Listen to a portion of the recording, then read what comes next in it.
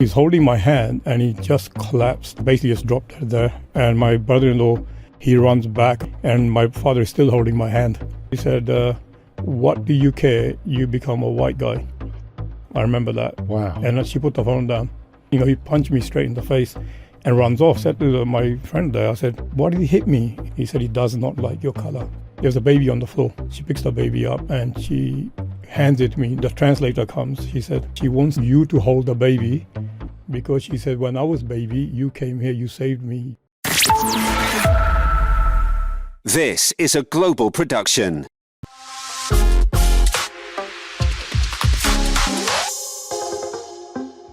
Hello and welcome to Full Disclosure, a podcast project conceived entirely to let me spend more time with interesting people than I'd ever get on the radio.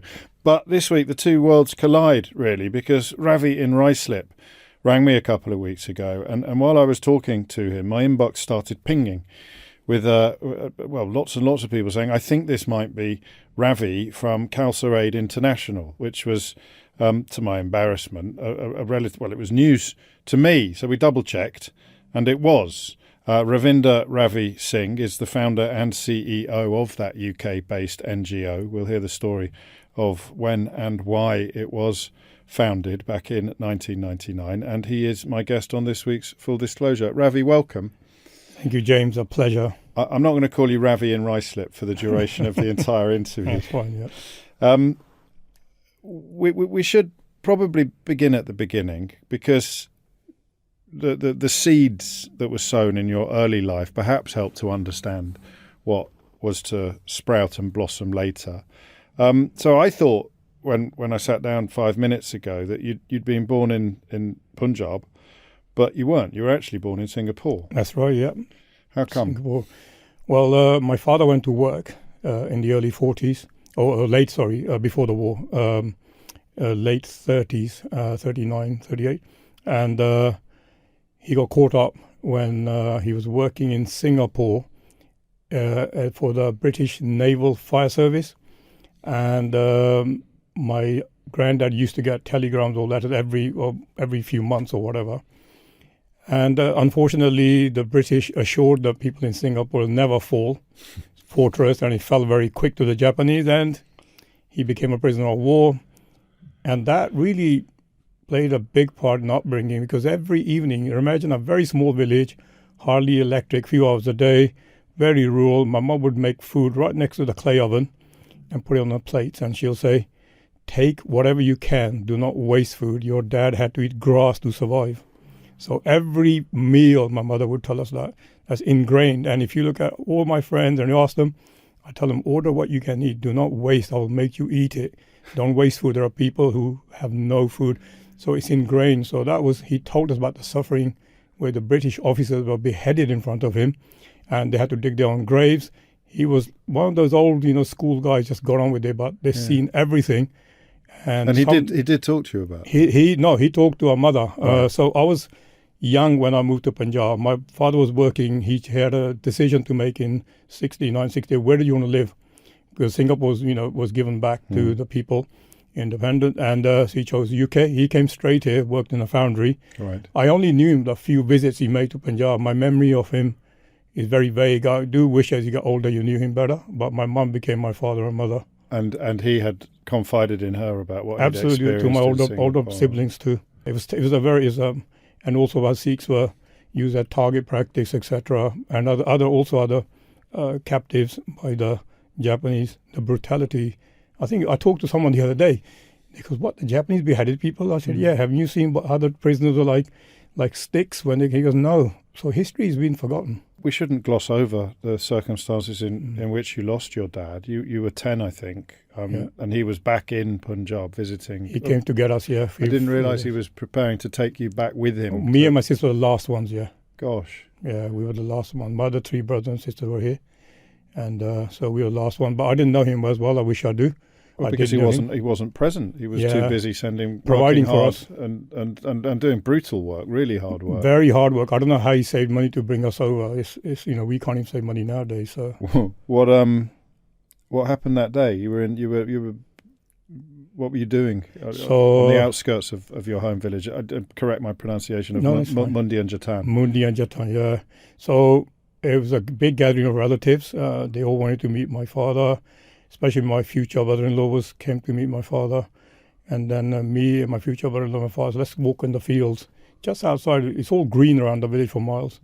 We got about half a mile outside the village, and he's holding my hand, and he just collapsed. I remember this electric running through me. I didn't know what was happening.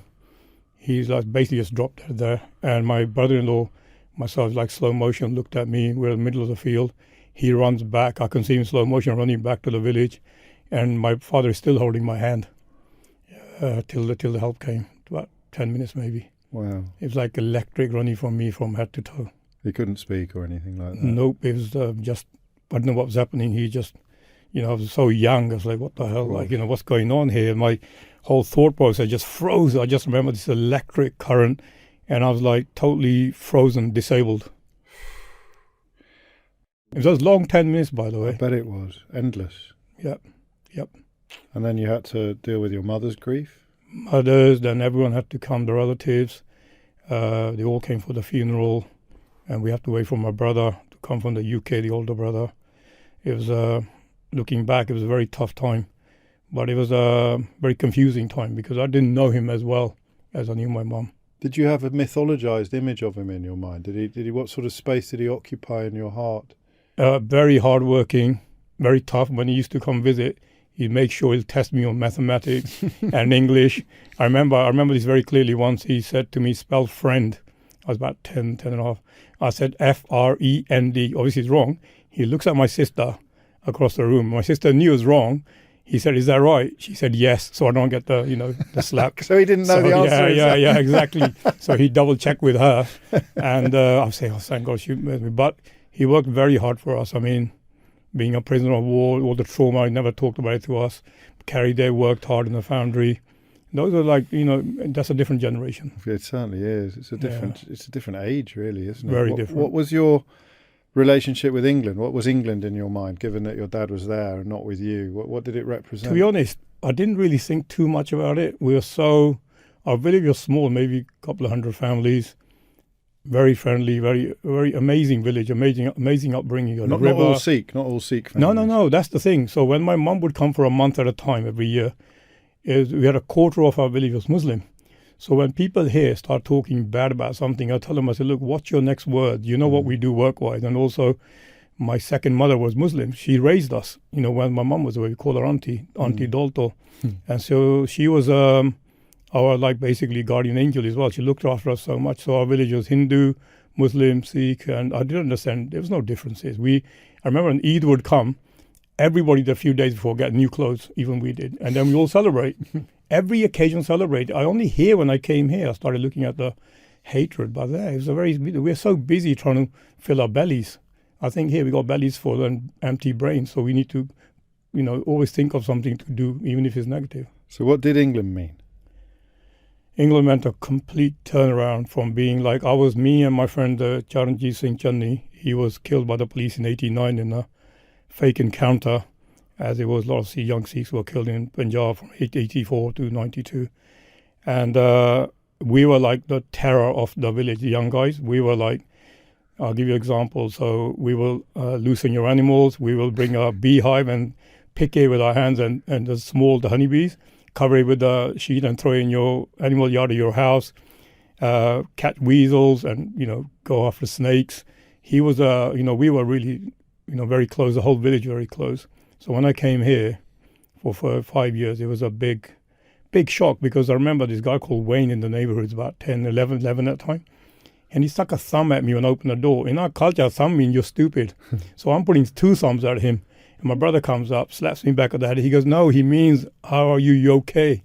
So I didn't like it at the beginning. Did you not? Did you want to come before you got No. there? So it was a complete transplantation. All families moving. Punjab, we had trees, rivers, all sorts of stuff. It was freedom. But it's something like a lot of people, this I never understood. So when somebody says, you don't belong here, we came here at the age of 10, 11, 12, whatever, young age. We came because the family came. And the pain of letting go of those memories is not easy for us when we get picked on. We'd rather be in that peaceful place again, but that place has changed too as times change. So yeah, it was the best upbringing, but England meant like new friendship, being bullied at school, being bullied at the language centre. Because you had no English when you arrived. I had no English. No, it was the second day of school. Not a school, it was a school, a great school in Slough, Sipner Middle School, fantastic school. On the side there used to be a little centre for learning the language, English language. Right. And we were there, and a lot of people from Spain, Pakistan, Afghanistan, Punjab, India. And I remember the second day, I think it was, me and my Pakistani friend were 11 something, and we're standing under this tree. And 2 white guys turn up, and they're twins. They call them twins. They were our age. He said something. I don't know what he was saying, and I looked at him and I said, I don't know what he's saying. Next thing you know, he punched me straight in the face and runs off with his brother. And I held my face, and I said to my Pakistani friend there, I said, why did he hit me? He said, he doesn't like your colour. He said, he does not like your colour. I said to him, what's wrong with my colour? I didn't know about race, colour differences, whatever. And I couldn't understand why somebody punched me for my colour. And I still remember that punch. It was my first punch in the face in the UK. Then obviously I joined karate and taekwondo and done it for like a sport. But it was crazy. It's a wake-up call. But the innocence of not knowing why somebody likes your colour is still like I reflect back. I suppose racism is always learned behaviour, but from both sides. I've thought about it from the racist's point of view. Nobody's born like that. Nope. But of course, your learning curve is just as steep, or steeper in many ways, except that you're the one who is paying the price for the learned behaviour of the racist. And that's the thing. If the racist knew that my father was POW, along with the British officers who he was great friends with, and he lost those friends, maybe they think differently. What makes me sad is the racists who are now in the forefront, causing all the riots everywhere. They're probably same as us in every way, like struggling to make ends meet, cost of living, family, kids, and then they go and do that without knowing the people. It's quite upsetting and disappointing and very hurtful, because if you look at it, you don't know harm to anyone, and they come and attack you. And when they go home, they got kids, they got family. Imagine the lives they live. Anger, bitterness, swearing, shouting. So the next generation in their household isn't going to progress. And that's what they should reflect. What are they bringing into the world? Just hate. And they will die bitter and hateful. And next generation will carry on. Not to do better, but to copy their forefathers. It's a cycle of hate which needs to be broken.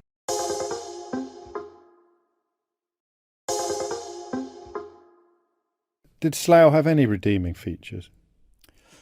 Slough's always the best place. I mean, when I joined the secondary school, I joined the secondary school almost straight away. And, this is Eton, Slough and Eton, Church of England Business. So they say Slough and Eton, by the way. So yes. Eton is a completely different world to us. Although, I'll tell you what we did in Eton. Every Tuesday morning, we done a cross country. Right. Oh, it killed me. I hated it. We go through Eton School.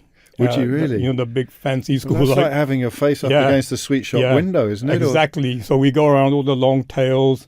We run past them. And I was always at the back struggling.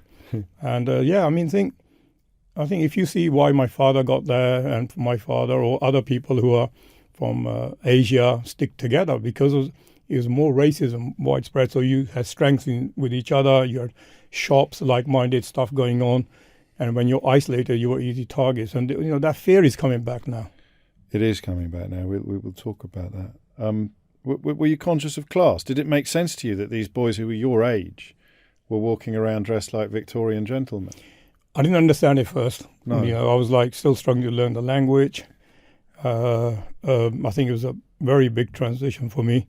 Then later on, as you get older, like in the 4th, 5th year, then you understand when you're running past, we probably run past Boris or something maybe at one time, but a similar age. Then you understand that there's a massive difference in class, and we are like right at the bottom. Especially the families I knew in Slough, we were like working class. But even though we grew up with working class, our fathers worked hard. Could be foundry, could be bus driving, we had a pride. We earned our own money. We didn't go out with our hands out. I never claimed a penny. I've been out of job every now and then before when I was young. Once I queued up for the dole, and I never went back. I walked out the queue. I never claimed. So we are considered as that different class, but if it comes to work ethics, we're the ones that, I suppose, I don't mean just the Sikhs, but Asians are quite high up in their work ethics. We don't want to handouts. It's I suppose it's like the English caste system in a way, class, isn't it? It's Absolutely. that idea of people being stuck in the pigeonhole that they were. Most of us don't get out of it. Some people do.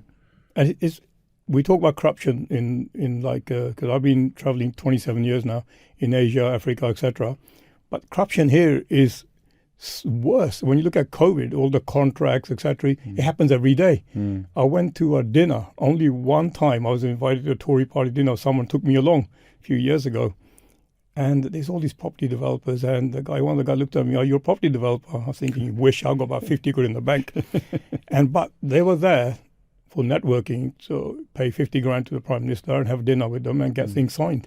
So the corruption here is a major level. Maybe in Asia, where I come from, it's straight in your face. Give a bottle of whiskey or give a few thousand rupees and you get your work done. Here it's like billions, as you saw. So yeah, it's a massive difference. It's an unjust society in a way. When you'd got the English nailed down, what kind of student were you? Were you a good? Not good. You weren't. I came to this country, and then I remember even to the centre, I asked my brother. I said, "Wow, they don't beat you here with a stick," because we were beaten back home in Punjab. He says, "No." He goes, "They don't." So I never really studied.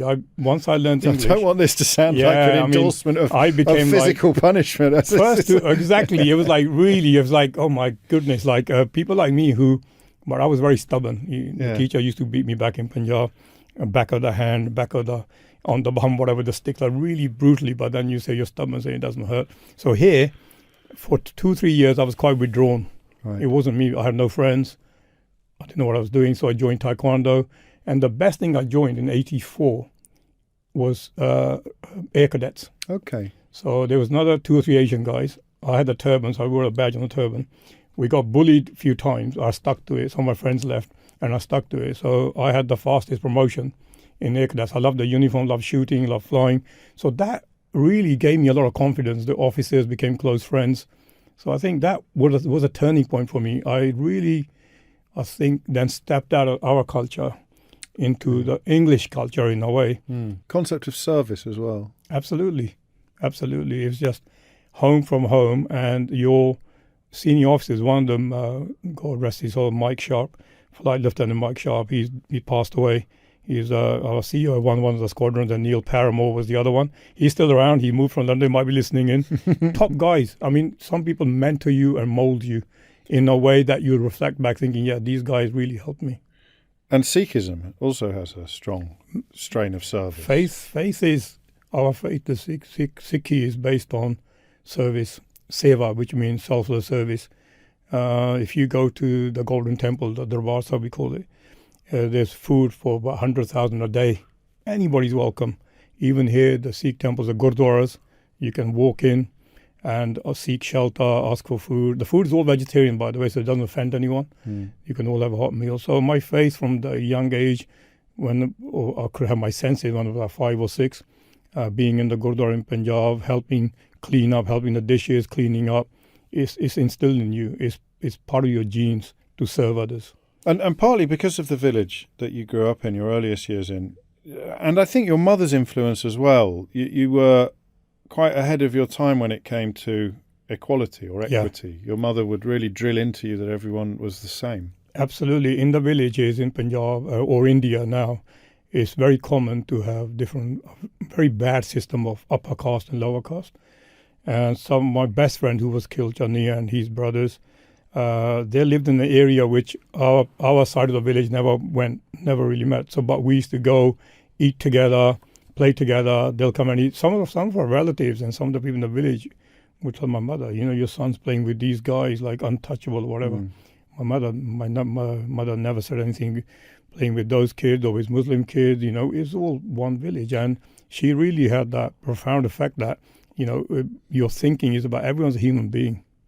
Where do you think that came from? Because, I mean, as a woman, as well as in that era and that part of the world, that's 3 things that would have made it less likely that she'd arrive at such a worldview. started growing up. So she was about 7 or 8. She still tells me the stories about 1947, the partition. So I remember, she said, I remember when suddenly all the Muslims in the village were in a square, and these several Sikh guys turned up with heavy machine guns. Like at the time, they got the machine gun around the village and the guns, and they said, we're going to protect these guys. Nothing's going to happen to them. And there were many cases from Pakistan side, Sikhs were guarded, and on this side. But unfortunately, politics played out. 1 million people lost their lives in that time. The partition, as you know, was really not well planned. It became a bloodbath. So she remembers her village protecting the people of the village who were Muslims so they can go to Pakistan safely.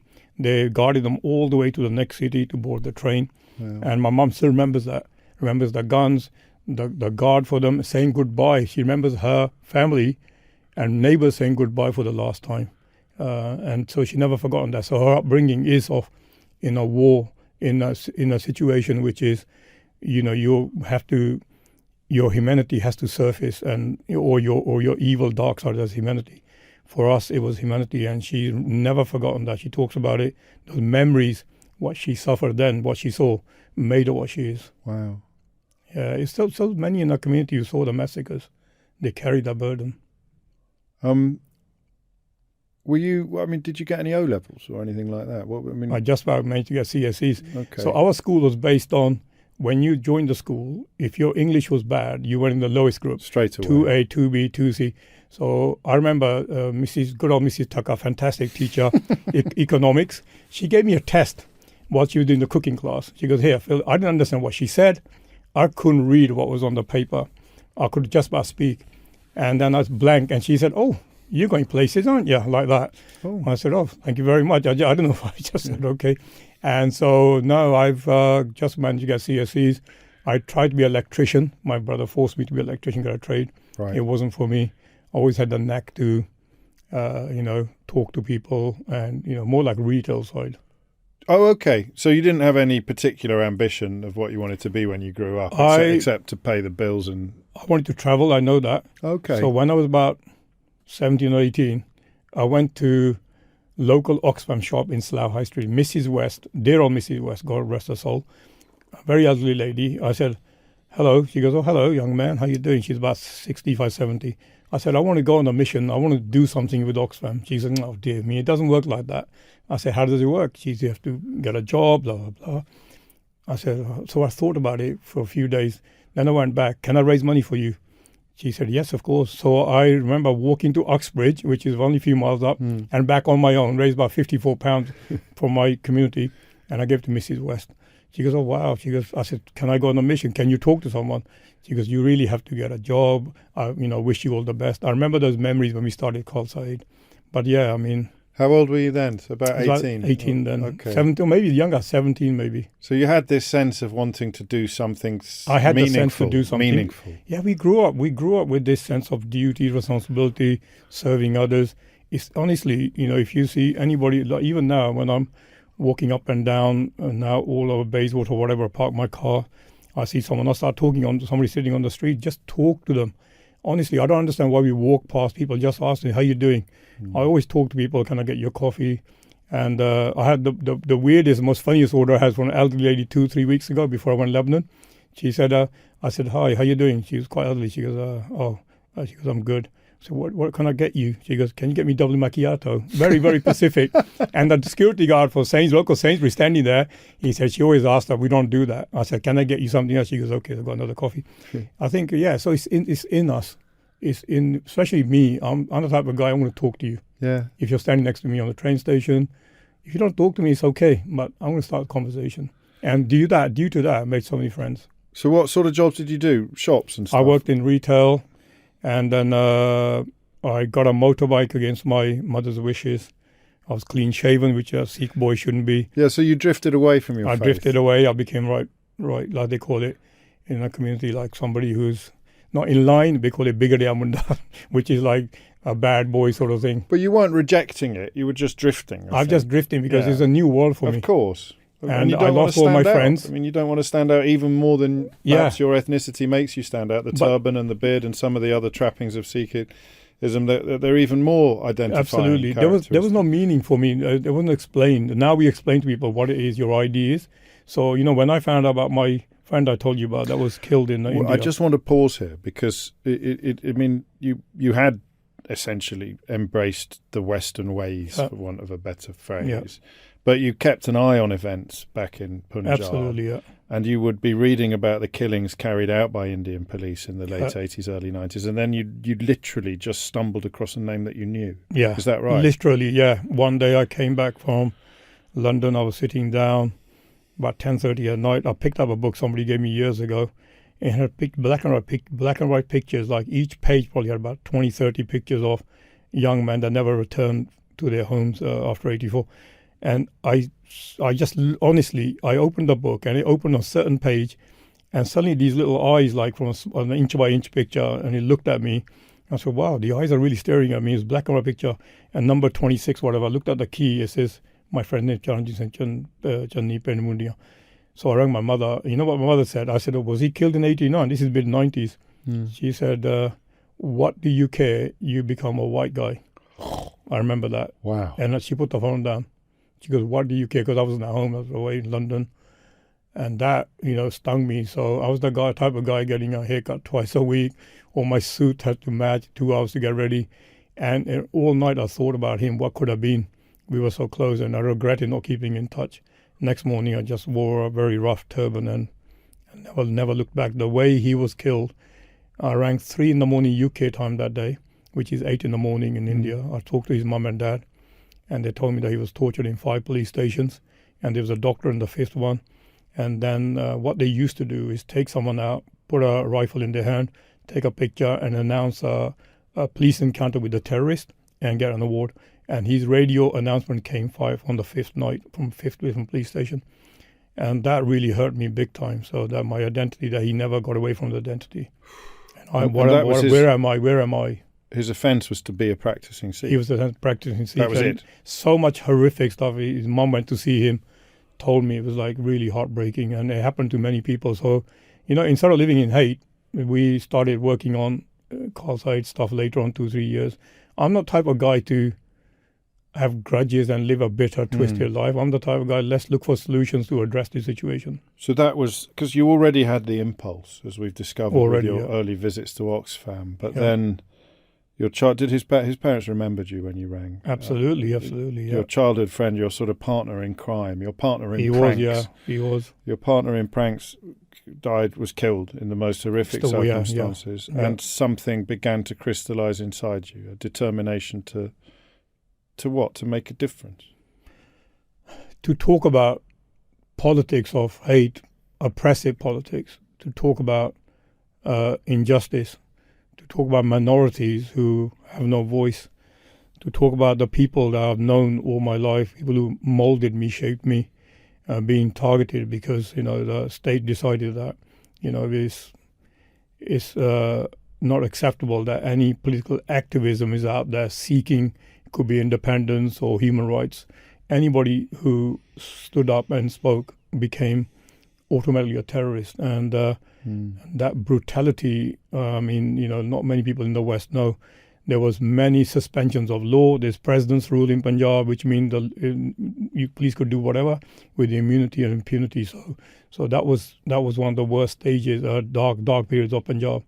And we sort of like suffered so much, suffered beyond. So many family members, a lot of families now, so many villages don't have that certain generation left. Thousands went missing. So that for me became a turning point to be a vocal about it, be an activist. Hence why I talk about everything from Gaza to Lebanon to Yemen to wherever there's crisis going on, Sudan. We must speak, the pain of the mother. Doesn't matter where the mother's from. Could be Sudan, could be Gaza, could be anywhere, could be UK. Her mother's pain is the same. We shouldn't accept oppressive politics. It's not. There's nothing human about it.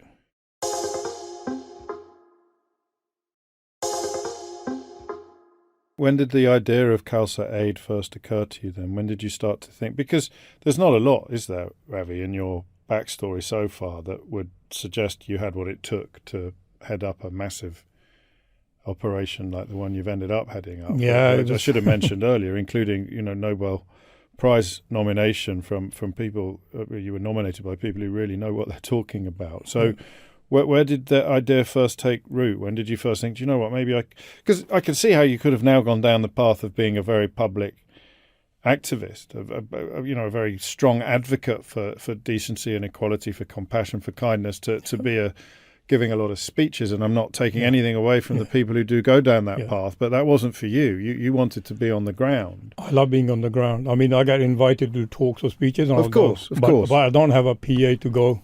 No. Seek someone to say, look, can we do a speech here? Can we? So I'm a very grounded guy. Put me in any crisis, I can set up an operation. I love doing that. And because I love people. It could be Lebanon, could be Iraq, could be Syria. I love people. It's not for me to seek, accolades. I love meeting people. Even now, today, in your studio, when I came in, the young guy recognized me. He goes, I'm from this area. I said, we're working there. And so many people recognize on the train, on Tottenham Court Road. This young lady, she goes, thank you very much for the work you do. So that's the recognition I love, because, people are grassroots people. But we don't go out to make ourselves big, because we are funded by the public and we remain grounded. So when did when did the idea begin to crystallize that you could do something very, very substantive? Well, 1999, as you know, Kosovo crisis, the war in Kosovo. I remember watching the pictures. They were throwing bread at people, and people are desperately trying to get hold of a loaf of bread. And we were celebrating 300 years of the Khalsa, which is identity for the Sikhs, that, visible identity that you see, 1699. So I said, look, why don't we always have the big procession. We're very generous, give food to all. Let's take the food where it's needed. So who did you say this to? I said to first I was talking to myself. Right. A night before the procession in Slough, and I was talking about what can we call it, and this guy comes up, he goes, were you talking to yourself again? And I said, I said, I'm just thinking, I read something. I said to him, I read something in the Guardian. It says, there's a convoy going to Kosovo, and he couldn't understand it, the guy. Then I talked to my friends the next day. He goes, let's do it. And it was procession in Southall, April 99. In buckets alone, we collected about £25,000 coins and £5 notes. People are so generous. And we hired 2 trucks. And I can admit now, after 27 years, we lied to the insurance company that we're going only Italy. We went to Albania. We prayed. Here's 5 Sikh guys praying on the water's edge in Italy. And this guy comes up, foreign guy, he goes, oh, you guys praying for the safety? We said, no, we're praying for the trucks because they're not insured from now. So, it was a Kosovo mission. It was an amazing eye-opener. And it was something we never forgotten, especially when we came back to Italy. So many miracles happened. But then in Italy, they went searching 8 or 9 hours while we sat. They searched everything in the trucks, back to front, empty trucks. They're always bringing something back. You were 30 years old. Yeah, 29 when we launched it, then 30, yeah. So still a young man. Yeah.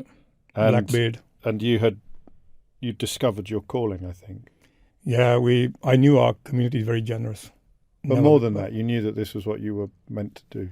Absolutely love everything we've done so far. If people say to me, have you met bad people? It's like, having like 100 apples. There's been one or 2 bad apples, so what? You don't define the whole people with it. Generally, everywhere, people are great. So my calling, and I knew our community's calling, because the community in general, they wanted to do something. They always watched it, and now they had a way into assisting directly. Tell me about Sarbat Dabala.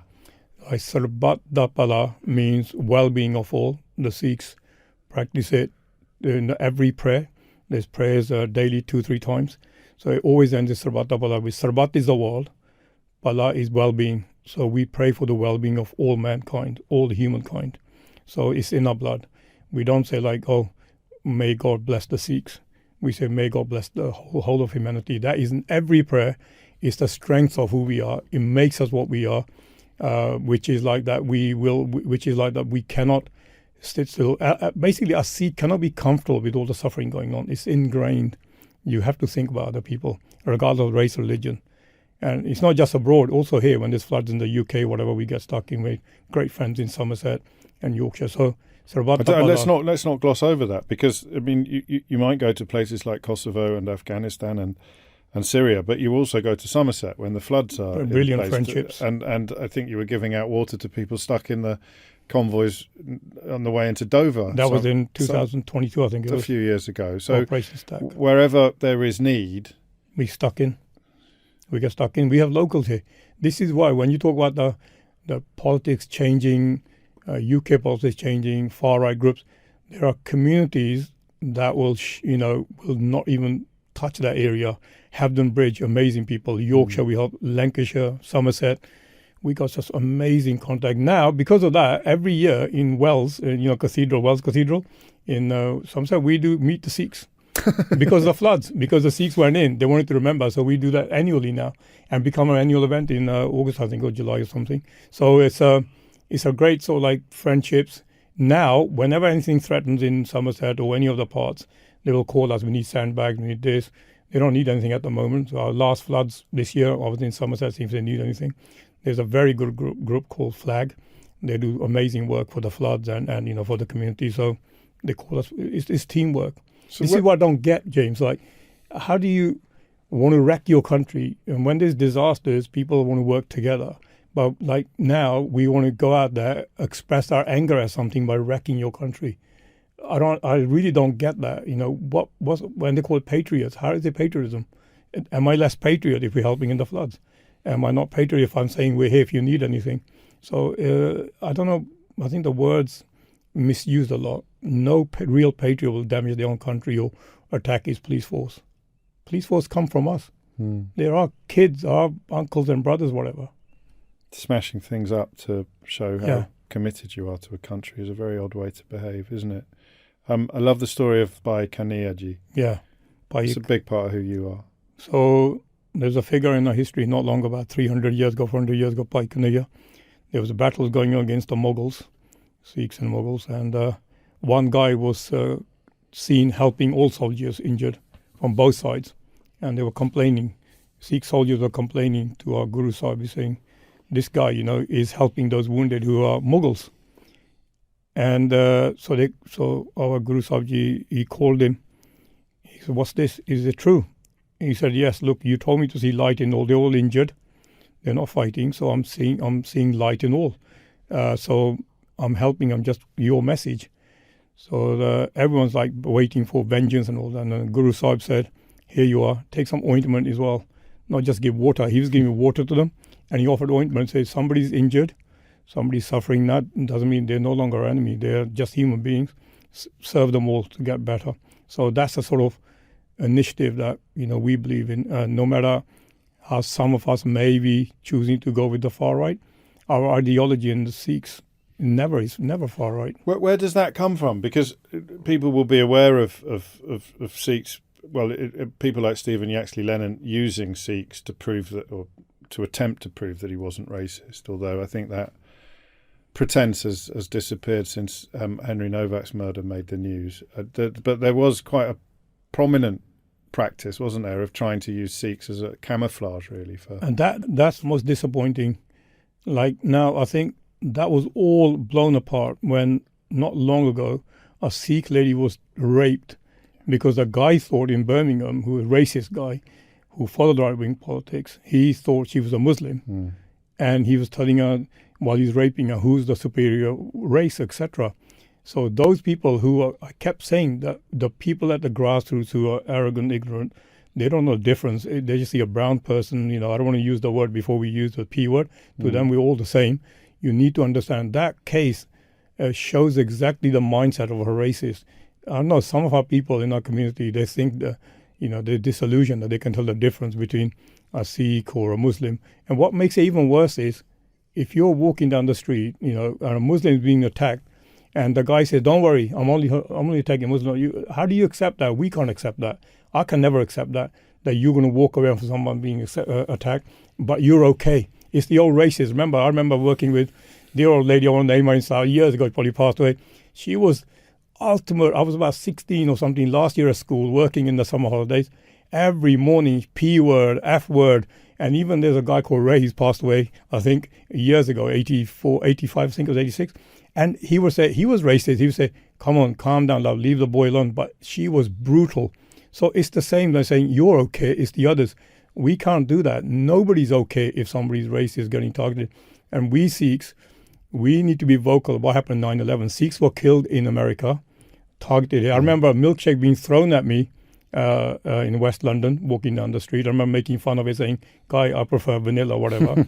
And so for us to live in this illusion that we won't be picked on is the cause of all this suffering. Because suffering for me personally, that you can align with the far right, thinking is okay. No way any Sikh aligned with the right wing is doing it because of Islamophobia. They have problems with Muslims. Full stop.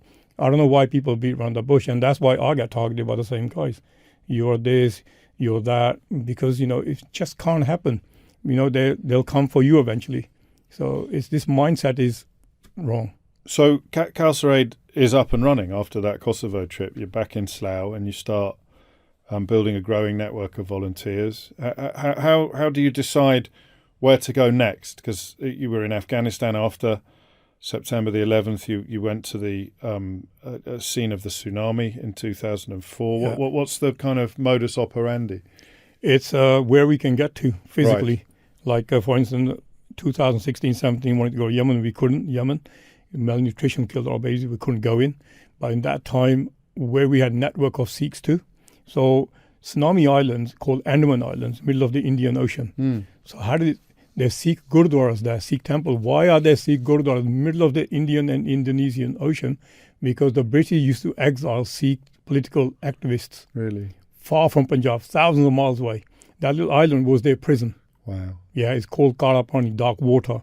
So the British had that prison system there. It became gurdwaras. So we had Sikhs there who were already working from East India down that way. So we had connections, land in Chennai or Madras, and then go on to the Port Blair. So wherever we could have networking, we would work very fast to establish and expand that network locally, work very fast. So it's just having a little toehold somewhere. And what do you do? Do you just get on the phone? Do you start? I get on the phone. Right. Try and find a point of contact. Can we get ovens? Can we get a bakery going? I mean, whatever it may be. Exactly. I get on my strength is get on the phone.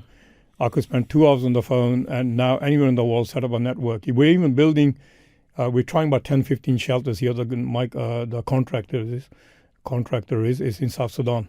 It's a far out place, and so it's difficult, but we're working with a local church. So we just get on the phone, we check their background, we check their social media, we do full compliance. Compliance has to come through. That's one thing people never understood.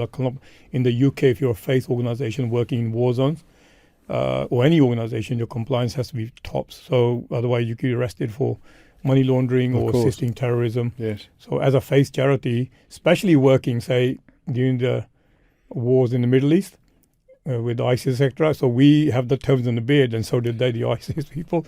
We had to be very careful of our foreign forces because many people didn't know who we were. We had to stop wearing a black turban. Yeah, I stopped wearing black and white turbans. I started wearing very colorful ones, turquoise, dark red, like I'm wearing today. So very, very colorful, light blue. So this is another element of that determination to be in the midst of things, because you could organize this stuff, you could help to fund it, you could help to arrange it, but you don't have to be there. Except you, Ravi, you do have to be there. You personally have to be there, wherever it is, however dangerous. You remember when ISIS were on the rise in Iraq, and so many, Mr. Henson was beheaded, and that was the time when every NGO withdrew. So we went to a church here to find out a local contact. Local contact was a young lady activist in Kurdistan area of Iraq, and ended up there on the front line working with Swedish doctors. So we were the only one going towards Mosul, and all the NGOs pulled out. We were working with the locals, and that was a time, you remember, like... It's about 2014 now. August. It was 50 degrees, I remember, and it was a very open plain. Yeah. And now it's all covered with the refugees. And that time there were Yazidis being chased. There was a mountain in front, horrible conditions, ISIS behind.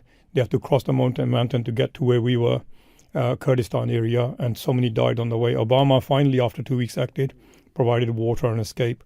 But for many of those, but it was the worst I've ever seen. The Yazidi community has really, really suffered, and it's all forgotten. So many thousands of women taken into slavery, thousands. There's some horrible stories. I know that you were particularly moved by the women who had to go back to their ISIS fighter husband or never see their children again. Yeah. So what happened in 2017-18 when they were defeated in that area, women, Yazidi women who were taken by force, married ISIS fighters, were returning to their families in Iraq. The authorities, and at the time, Yazidi authority also said you can't bring the kids because they're ISIS kids. So they couldn't cross. They could come back not with our kids. So many women went back because they couldn't leave the kids. And that injustice was then turned over later on by the, I think, religious announcement by the leadership of the Yazidi community saying, no, they can come back. But it took years. It was very much suffering. And I'll tell you another very, very emotional story that gets me moving. 3-4 years ago. So I didn't go for 3 years. I had a kidney transplant. Kidney failed. I was going regularly before. I went after 3 years, about 2 years ago. I went to the camp called Kanke near the Mosul Dam. And as I entered, there's a young girl. She's about 20. And all these ladies there, our team's there. She grabs me by the arm. It's very hot. She goes, like, telling me to come this way. There's a house door. As I enter the door, she's holding my arm. And it's very cool inside. A lot of women sitting around. And I got really emotional because we shared it yesterday as well. There's a baby on the floor, on the ground. She picks the baby up and she hands it to me. There's a video. I asked her again and again. She looked at it. I keep watching the video. She gives the baby. And I said, the translator comes. She said, she wants you to hold the baby because she said, when I was baby, you came here, you saved me. You guys fed us. You gave us food several years ago. That was about 10 years earlier. And now she's a baby. She goes, I was a baby myself. Now I wanted you to hold my baby, tell you we're all okay. Thank you for what you did for us. When we came here, there was nobody for us. There was a group of women, widows in the area. And this young lady, she was about 13, 14, or maybe 11, maybe 10 or 10, 11. And now here's a little baby and she's telling me to hold the baby because she goes, you helped us. And now I feel greatly honored that you're holding my baby. Oh, amazing. That sort of thing moves me more than anything.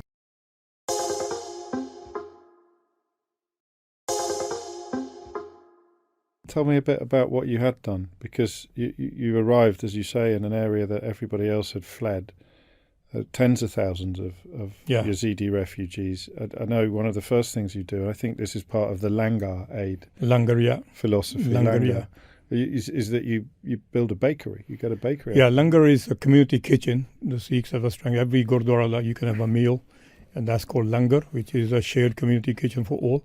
So we set up a bakery on the border, not far from the Turkish, Syria, so that border with just talk to me about that. So what do? You need to find like the equivalent of Travis Perkins. We need on to the Syria border. We do. With Jason and Travis Perkins. It was so we spoke to the doctor's team. They were local.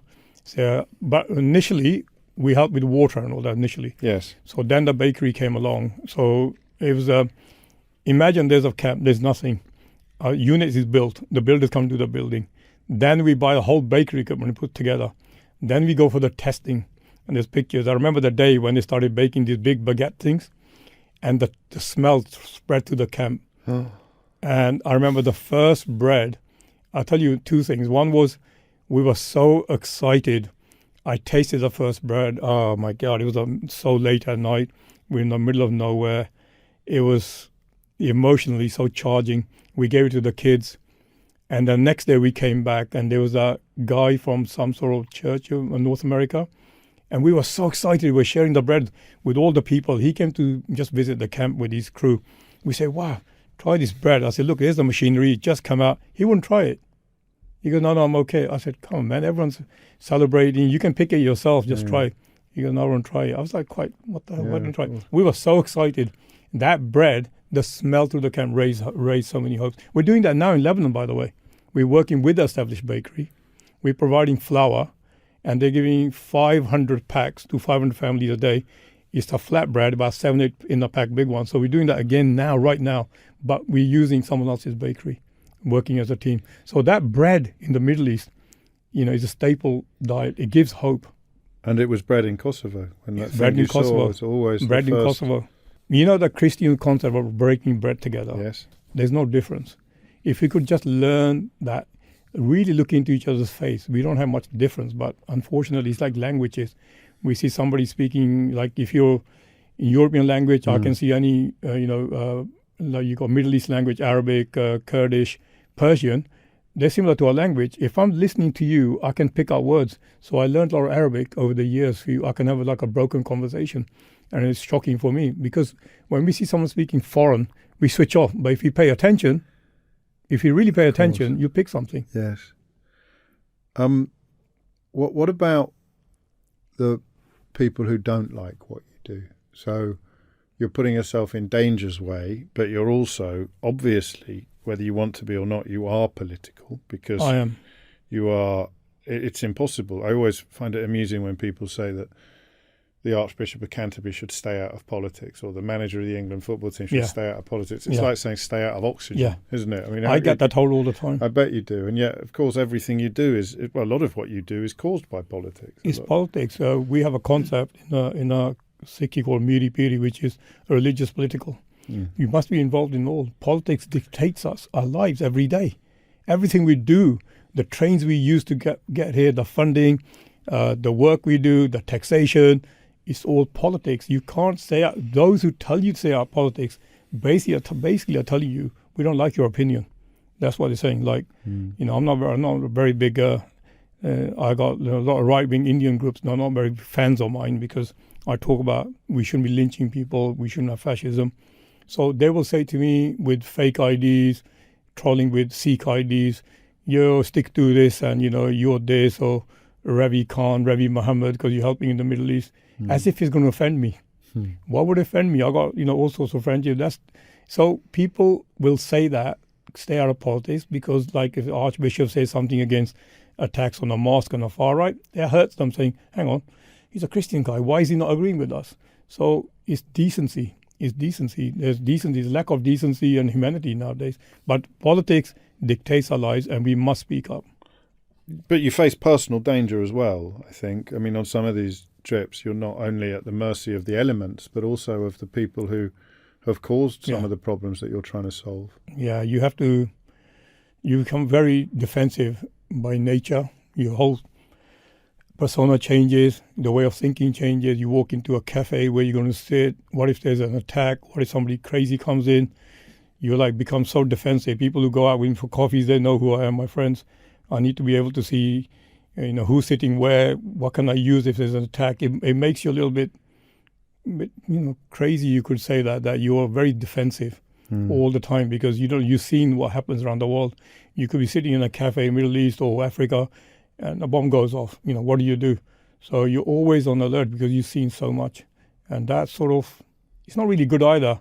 It could be something that people find a bit strange about you, that I need to know. Yes. What people are behaving in the cafe, how they're sitting, what they're doing, in case you get attacked. And all of this, I mean, one of the most extraordinary things about you is that everything is organic and self-taught or self-discovered. All of the things that you've been telling us about are lessons that you have learned for yourself. It's the greatest way of, I think, learning something is through these such struggles. If you haven't struggled, you won't know what life is like. And like I said, I got a chip on my shoulder from the racism we face all our lives. We don't. I think the strength that we all carry is from our experiences. You have a choice. How do you express that experience? How do you utilize that experience? Mostly bitterness. You turn against people. I remember every crime might be blamed on a certain particular group. But, in the UK, we are very, very privileged, very blessed. Although there are many issues, we still have law and order, some sort of law and order. We still have that expression, freedom of expression, to a limit until we get external interference. Yes. We should talk a little about that. But before we do, I just want to, because the recognition of the work that you and Khalsa Aid have done has increased, obviously, over the years. So the BBC made a film about you in 2016. That's The Selfless Sikh, Faith on the Front Lines, various awards, humanitarian awards as well. And then the nomination for the Nobel Prize that we mentioned earlier, which was it was a Canadian MP, the Mayor of Brampton, and an MPP, Pravmeet Singh. Sarkaria, who jointly nominated you for the Nobel Peace Prize. So the world, as it were, is aware of what you do. For people listening to this who aren't, we've had a big picture of the international. We've touched on some of the domestic stuff that you do. COVID was an interesting period for you, Ravi, wasn't it? During COVID-19 in this country, you took all the lessons that you'd learned and directed them in an entirely new direction. Absolutely. We went to support the NHS. We started serving meals to our angels, the nurses on the front line in A&E. We had calls put in, systems put in. The pressure was on. We were told not to go from St Mary's to all the other hospitals in the area around Berkshire. We reached where we could. We then had a crisis in India for the concentrators. We appealed for concentrators to send. We sent British Airways and Virgin Atlantic. I want to thank them because they took 2 flights of concentrators to India, donated by the public here. It became lifesavers. But at that time also, people have different opinions of the individual now, whatever. But for us, it was the single largest donation Khalsa received was from J.K. Rowling Foundation. She was immensely impressed by the work, and we appreciate that she went through her trust. They went through everything to check us, and they delivered that $500,000 donation to Khalsa Aid. And now, James, something maybe we haven't discussed is on the 5th of July, there's a big occasion in Hong Kong to give us the Humanitarian of the Year 2026 award from Lions Clubs International, and they donated $500,000 as prize money. You'll fly out for that? We're flying out on the 1st or 2nd to receive it and speak there. But unfortunately, I can't express myself on the stage as I want to, so you have to keep it mellow. But you know what? We're very honored that they recognize us. And as you know, Lions and Rotary Clubs, I'm a big fan. I'm a huge fan. Huge fundraisers. Rotary Clubs, Lions Clubs, if you're down there, guys, amazing work around the world. We link with them where we can.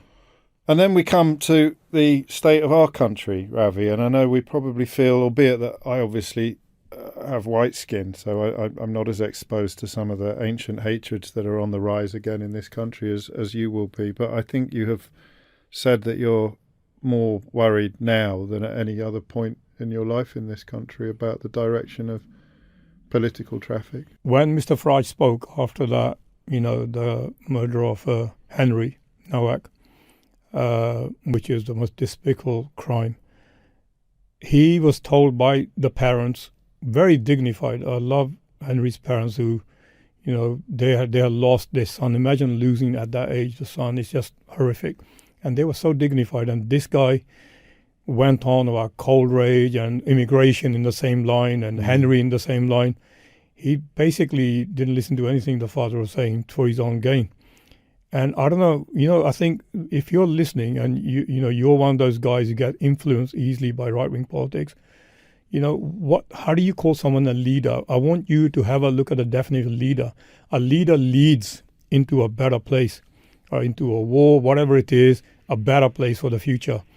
Not like get citizens against citizens, communities against communities, light a fire and have a path of flames all the way to 10 Downing Street.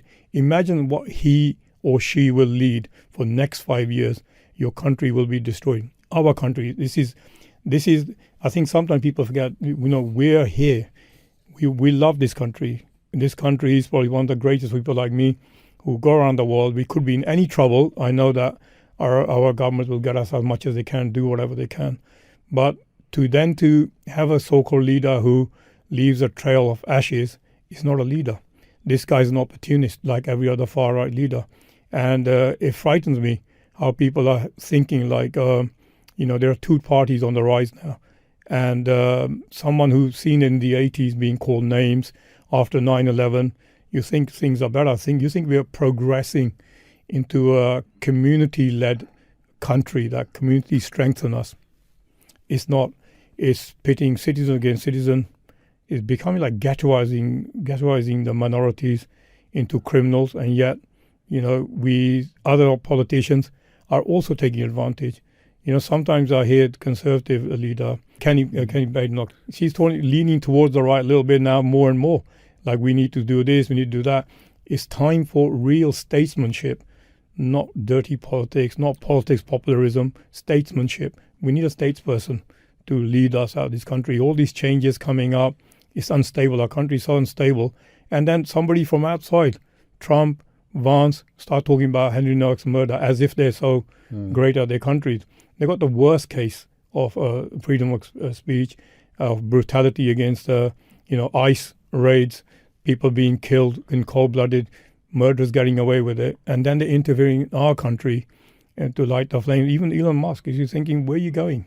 What is it you want? You want country to burn down? So we need to think why we're allowing such external interference. Final question, I hope on a slightly happier note. What does your mum make of all this, of what you've done with your life?